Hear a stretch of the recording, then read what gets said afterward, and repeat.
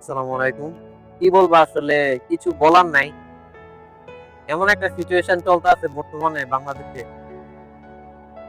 পূজার ঈদ গেল, সেখানে মঞ্চে বাবা ছেলের মৃত্যু। এর কয়েকদিন পরে ঈদের ছুটির মধ্যেই বাস ডুবে গেল ফেরিতে। আবার কত মানুষ মারা যাচ্ছে, খুন হইতেছে। সব বুঝলাম, অ্যাক্সিডেন্ট বুঝলাম। রিসেন্ট যে ঘটনাটা ঘটলো, বাচ্চা ছোট্ট একটা মেয়ে, 7 বছরের শিশু, রামিসা যে মেয়েটা, পল্লবীতে নৃশংসভাবে হত্যা করলো মেয়েটা। এটা আসলে কি মানে আমি বুঝি না।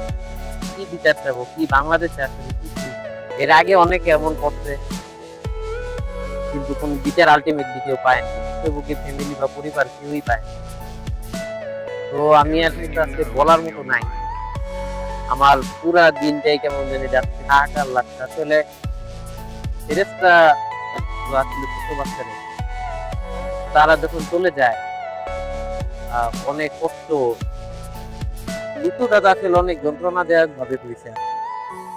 গলা কেটে বডি থেকে আলাদা, আল্লাহ মাফ করুক। আসলে বাংলাদেশে আসলে আমার মনে হয় যে এখান থেকে মুক্তি পাওয়ার একটাই উপায় আছে। যদি বাংলাদেশে, কিন্তু যদিও সম্ভব হয় না, তারপরে যদি সম্ভব হয় তাহলে সৌদি স্টাইলে বিবাহিত কেউ করলে, এই যে ভিক্ষার জন্য এই কাজটা যদি বিবাহিত কেউ করে, তাহলে তাকে প্রকাশ্যে জুম্মার নামাজের পরে মাটিতে গেড়ে তারপরে পাথর নিক্ষেপ করে তাকে হত্যা করতে হবে। আর অবিবাহিত কেউ করলে তাকে 100 ব্যাগে বেঁচে রাখার সম্পত্তি দেওয়া উচিত।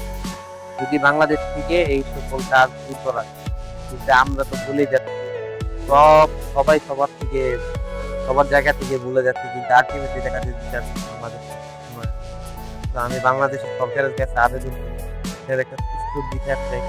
We want justice for Ramisa, and I wish that his heart soul must be upon in the Jannah.